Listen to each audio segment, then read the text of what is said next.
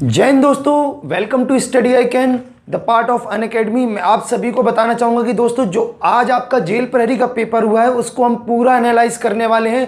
पूरे दिन भर का पेपर, एक पहली शिफ्ट और दूसरी शिफ्ट दोनों को मिलाकर एनालाइज करेंगे। लेकिन पहले हम बात करेंगे सेकंड शिफ्ट की। जैसा कि हम लोग एक सेंटर पर लाइव थे, उस समय आपने देखा होगा लगभग 4:30 बजे करीब हम लोग लाइव आए थे और डायरेक्ट हम लोगों ने स्टूडेंट से क्वेश्चंस पूछे थे, है ना। जितने भी कैंडिडेट थे उनसे ये क्वेश्चन पूछे थे कि कौन कौन से प्रश्न आए रहे हैं, क्या क्या आया है, किस पार्ट में क्या क्या आया हुआ है। तो आई होप आपने अगर वो वीडियो देखी होगी तो आपको उसी समय क्लियर हो गया होगा। लेकिन जिन्होंने अभी तक वो वीडियो नहीं देखी वो भी आप देख लीजिए। लेकिन अभी मैं आपको सारी चीज़ें यहाँ पर एक एक क्वेश्चन बताऊंगा, कौन कौन से प्रश्न आए हुए हैं। लगभग हमारे पास 20-20 प्रश्न सभी सब्जेक्टों के लगभग आ चुके हैं। तो आप सभी बिल्कुल एंड तक देखते रहें। और दोस्तों आप सभी को बता दूं कि देखिए जेल प्रहरी का हम डेली एनालाइज करेंगे। अभी आपको मैं कट ऑफ नहीं बताऊंगा, कट ऑफ मैं आपको जब बताऊंगा कम से कम 2 से 3 दिन निकल जाने दीजिए। सारे पेपर्स को हम एनालाइज करेंगे, लेवल क्या आया है सब कुछ। अभी से कट ऑफ बताने का कोई मतलब नहीं है, काफ़ी स्टूडेंट पूछ रहे थे।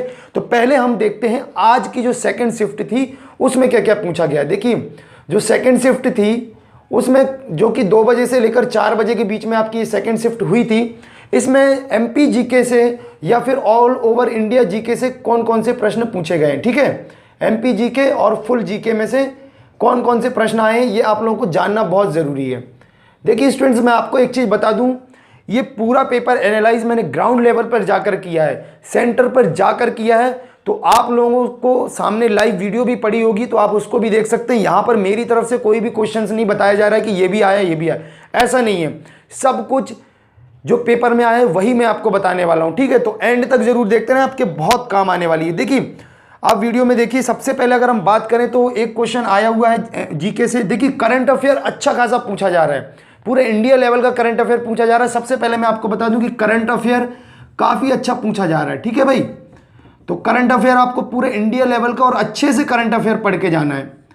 एमपी का भी पढ़ना है और पूरे इंडिया लेवल का भी करंट अफेयर, क्योंकि करंट अफेयर के ज़्यादा क्वेश्चन है शायद, ठीक है। जिस हिसाब से बच्चों ने बताया है उस हिसाब से अगर हम बात करें 50% तो करंट अफेयर ही आ रहा है लगभग, अगर आप देखें, ठीक है। और उसमें एमपी जीके आ रहा है तो अच्छे लेवल का एमपी जीके आ रहा है। तो देखिए अगर हम बात करें यहाँ पे पहला क्वेश्चन जो हम बात करेंगे तो वो कौन सा क्वेश्चन आया हुआ है। पहला क्वेश्चन अगर हम बात करते हैं स्टैट्यू ऑफ यूनिटी से एक प्रश्न आया हुआ है, ठीक है। स्टैट्यू ऑफ यूनिटी से डायरेक्ट प्रश्न नहीं आया, उससे ये पूछा गया था कि वहाँ पर मोदी जी ने एक आयोजन किया है स्टैट्यू ऑफ यूनिटी के पास, जो कि वल्लभ भाई पटेल जी की मूर्ति बनाई गई है गुजरात में, वहाँ पर एक आयोजन कराया गया। तो उससे भी एक क्वेश्चन आया हुआ है ना।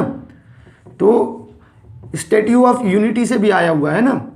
तो एक प्रश्न वहाँ से आया हुआ है और काफ़ी लोगों को ये प्रश्न याद था, तो काफ़ी बच्चों ने इसके बारे में बताया हुआ जो कि गुजरात में बनी। तो आपको अब करना ये है कि अगर ये प्रश्न आ गया है तो अब आपको ये चीज़ रखना है कि मोदी जी ने कहाँ पर कौन कौन से आयोजन कराए हैं, वो सारे आयोजन आप देख लीजिए, ठीक है। सारे आयोजन देख लीजिए, कहाँ पर उद्घाटन किए गए हैं मोदी जी द्वारा, वो भी आपको देखना है। और जैसे स्टैट्यू ऑफ यूनिटी का जो है सवाल, तो अब आपको यहाँ पर ये रखना है कि ये कब बनाई गई, कितने ऊंची है ये मूर्ति, और ये सारी चीज़ें जो उससे संबंधित है आप सब कुछ कर डालिए, क्योंकि आपके ये इसके अराउंड प्रश्न आगे किसी न किसी शिफ्ट में बन सकता है और भी, ठीक है। अगर हम बात करें यहाँ पर करंट अफेयर की तो देख सकते हैं। देखिए अब मैं यहाँ पर पूरा एमपी जीके और करंट अफेयर सब कुछ मिक्स क्वेश्चन से यहाँ पे आपको बताने वाला हूँ, ठीक है ना। तो आप लोगों को ध्यान देना है। अगर बात करें यहाँ पर देखिए 2019 का भी करंट अफेयर पूछा गया है। 2019 के एंड के जितने भी मंथ हैं 3-4 महीने, वो भी आपको कवर करना है और साथ में 2020 भी कवर करना है। 2020 आपको पूरा कवर करना है और 2019 का थोड़ा बहुत एंड के 2-3 महीने आप कवर कर लीजिए। तो ये क्वेश्चन पूछे गए यहाँ पर, ठीक है। एक क्वेश्चन पूछा गया था मध्य प्रदेश के गठन से। मैंने एमपी जीके में जो मध्य प्रदेश का गठन आपको डिटेल में कराया है ना, वो बहुत अच्छे से कराया है भाई। वो वीडियो जरूर देख लीजिए, आप लोगों के सारे डाउट क्लियर हो जाएंगे। कितने प्रांत थे, 1956 से पहले राज्य पुनर्गठन आयोग से पहले क्या स्थिति थी मध्य प्रदेश में, उसके बाद क्या हुई जब राज्य पुनर्गठन आयोग हुआ, कौन सा प्रांत उसमें इंक्लूड किया गया, कौन सा हटाया गया, क्या कैसा है, इनके नाम क्या है। तो यहाँ पर देखिए एक प्रश्न पूछा गया था मध्य प्रदेश के गठन के बाद कौन सा प्रांत उसमें लिया गया, ठीक है। मध्य प्रदेश का जो गठन हुआ था 1956 में, 1956 में, यहाँ पर कौन सा प्रांत लिया गया, एक ये प्रश्न था, ठीक है।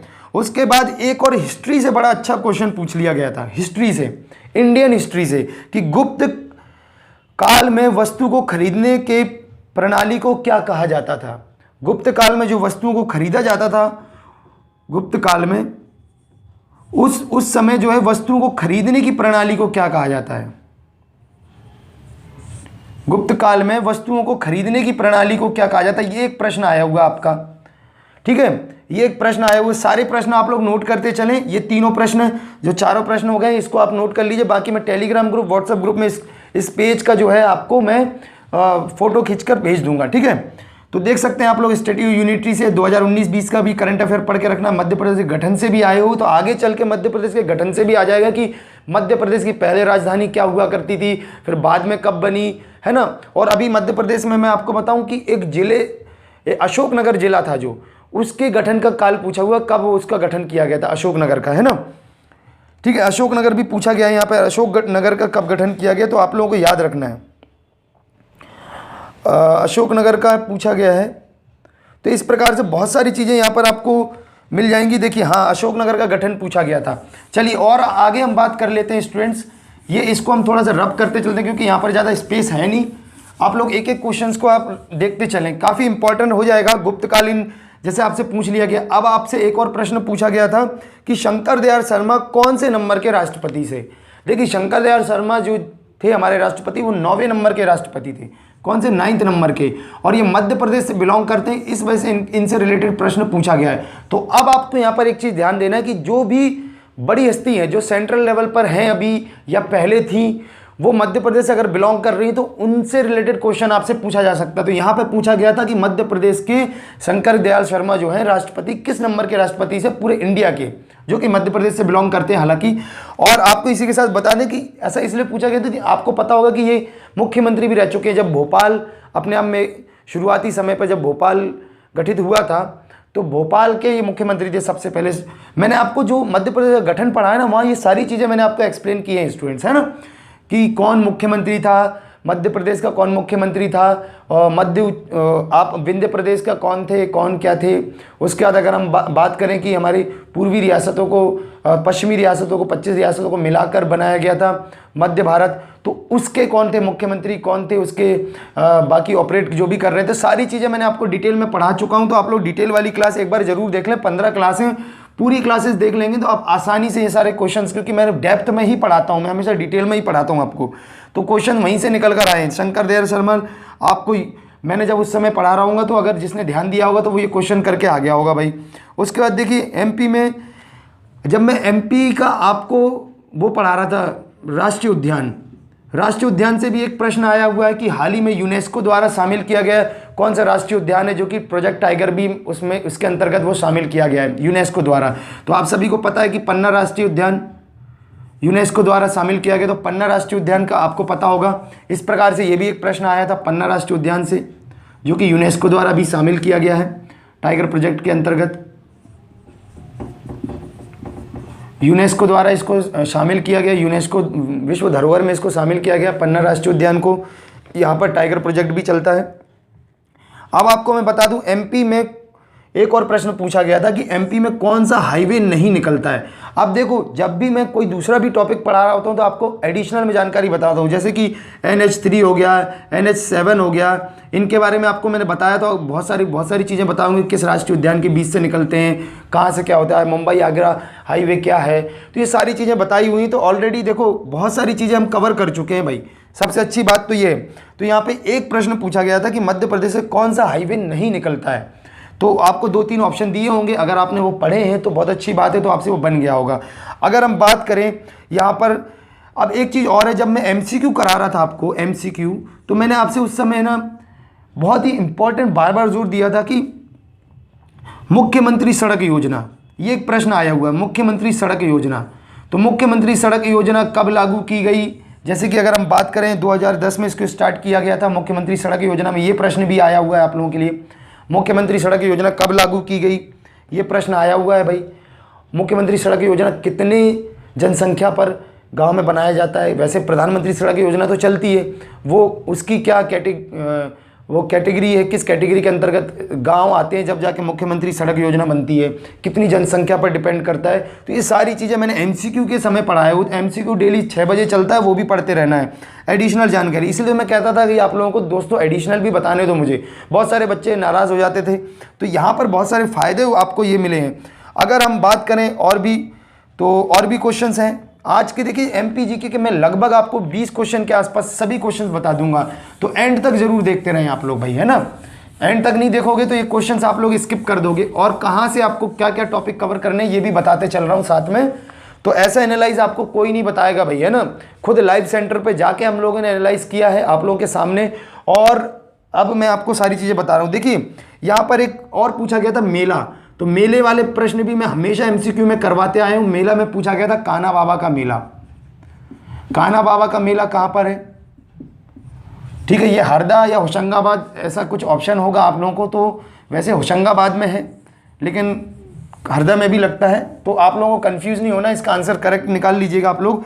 और देख लीजिए एक और बहुत अच्छी बात हुई थी, एक बहुत अच्छी बात ये हुई थी कि स्टेट्यू यूनिवर्सिटी से तो आपको सब कुछ पढ़ना है, ठीक है।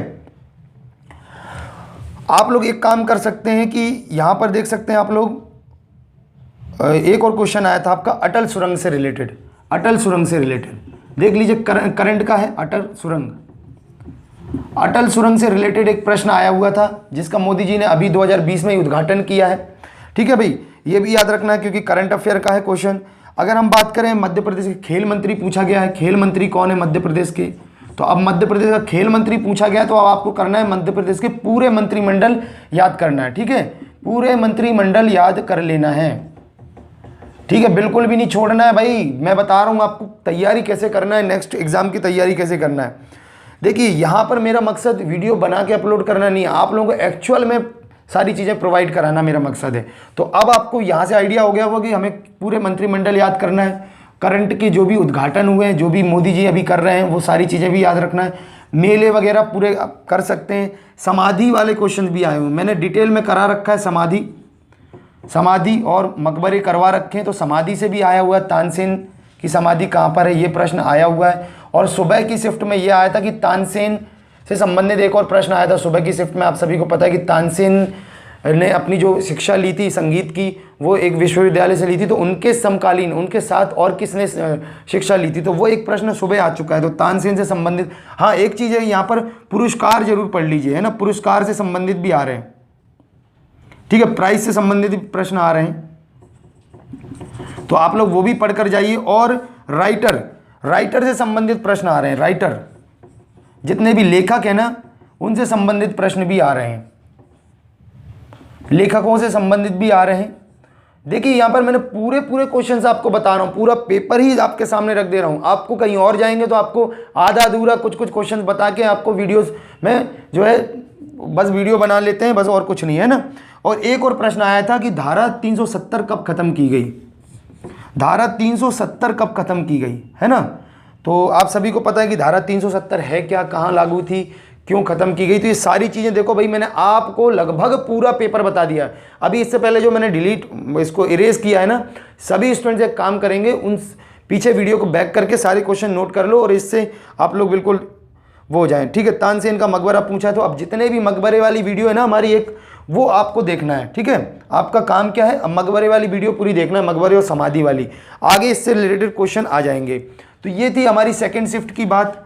अब हम पूरी अभी सेकंड शिफ्ट की ही बात कर रहे हैं। यहाँ से हमारा MP GK, Indian GK, current affair सब कुछ यहाँ पर आपको थोड़ा थोड़ा एक आइडिया हो गया। इतने ही क्वेश्चन आते हैं, 20 से ज़्यादा क्वेश्चन नहीं आते हैं, इसलिए हम और भी ज़्यादा नहीं बता पाएंगे। जितने क्वेश्चन आए उतने ही बताएं भाई आप लोगों को, ठीक है भाई, ठीक है दोस्तों। और आप सभी चलिए नेक्स्ट हम बात करते हैं, नेक्स्ट टॉपिक की तरफ चलते हैं हमारे। तो स्टूडेंट्स यहाँ पर आप लोगों के लिए बहुत ही इंपॉर्टेंट जानकारी है। देखिए अनअकैडमी आप लोगों के लिए फ्री प्लान लेकर आया है, जो कि ऑलरेडी 1 दिसंबर से लॉन्च हो चुका है। और आपको बता दें इस फ्री प्लान के अंतर्गत इसके फ़ायदे क्या हैं। देखिए यहाँ पर अगर हम इसके बेनिफिट्स की बात करें, तो यहाँ पर आपको एमपी के टॉप एजुकेटर द्वारा 500+ आपको लाइव क्लासेस मिल जाएंगी, और साथ में आपके डाउट्स भी क्लियर कराए जाएंगे एमपी के टॉप एजुकेटर द्वारा, और साथ में आप नोट्स भी अवेलेबल हो जाएंगे आप लोगों के लिए। इसी के साथ अगर हम बात करें यहाँ पर दूसरा इंपॉर्टेंट बेनिफिट कि आपको डेली लाइव मॉक टेस्ट भी अवेलेबल होंगे, साथ में वीकली भी लाइव टेस्ट आपको मॉक टेस्ट अवेलेबल हो जाएंगे। इसके साथ अगर आप देख लीजिए यहाँ पर आप रिजल्ट भी अपना एनालाइज कर सकते हैं कि आपके कितने मार्क्स आए हैं, कौन सी रैंक बनी है, कौन सा क्वेश्चन गलत हुआ है, तो सब कुछ आपको यहाँ पे मिलने वाला है। आप चाहें MP PSC की तैयारी कर रहा हो या MP पुलिस कांस्टेबल की तैयारी कर रहा हो या MP SI या जेल प्रहरी, सभी एग्जाम के लिए बहुत इंपॉर्टेंट हो जाता है ये आप लोगों के लिए यहाँ पर क्लास अटेंड करना। और आपको इसके साथ बता दें कि फ्री लाइव क्विज भी आपको अवेलेबल होंगी, जो कि जिसमें आपके 2000 से ज़्यादा क्वेश्चंस कवर कराए जाएंगे सभी सब्जेक्ट के। इसके अलावा आपको T20 सीरीज़ मिल जाएगी, जिसमें 20 क्वेश्चन रहेंगे 20 मिनट के लिए।